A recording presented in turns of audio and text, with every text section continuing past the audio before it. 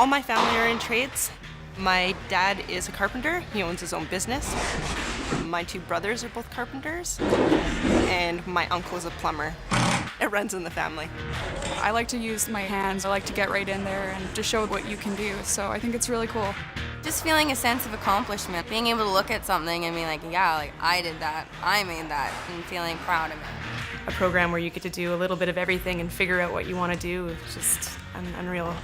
The Women in Trades program was designed to increase the number of female apprentices in the province of BC and to provide support to women to kind of address some of the barriers for them entering careers in the skilled trades.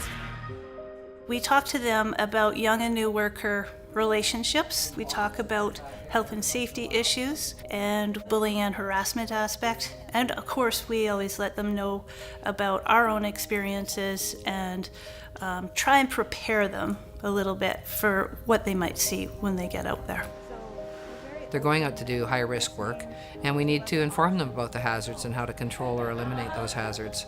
So I thought there was a real role for WorkSafe BC just to message that to them and to also have them understand that they have rights, because everybody influences their job sites. And so if these women can message some of that to their co-workers, then it's a big win for the board.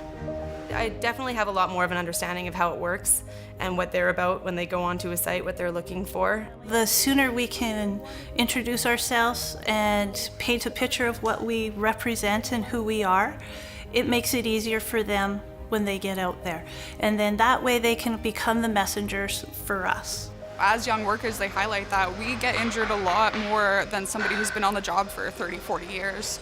They're not sugarcoating things, and they're telling you the truth about what can happen on a job site. So I'm really, really glad that they've come in and talked to a lot of us about that.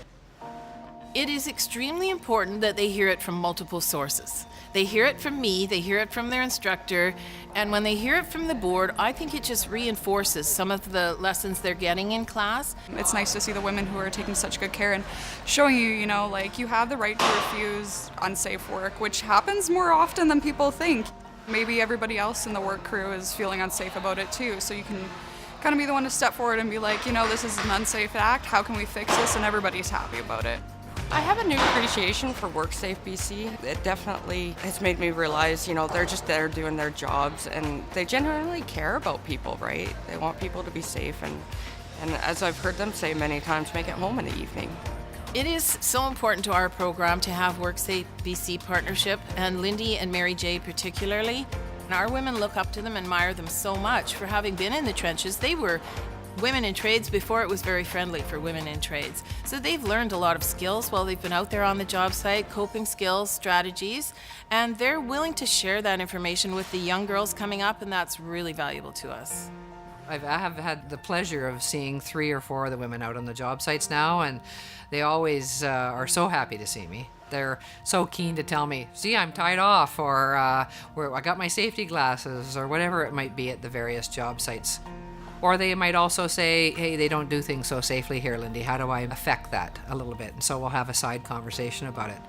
There's so many things around a work site that can be considered unsafe, but it really comes down to your work habits and how you feel about safety and your own personal feelings about it and your attitude towards it. So coming in and having that background and having the support really makes you want to be a better and a more safe worker.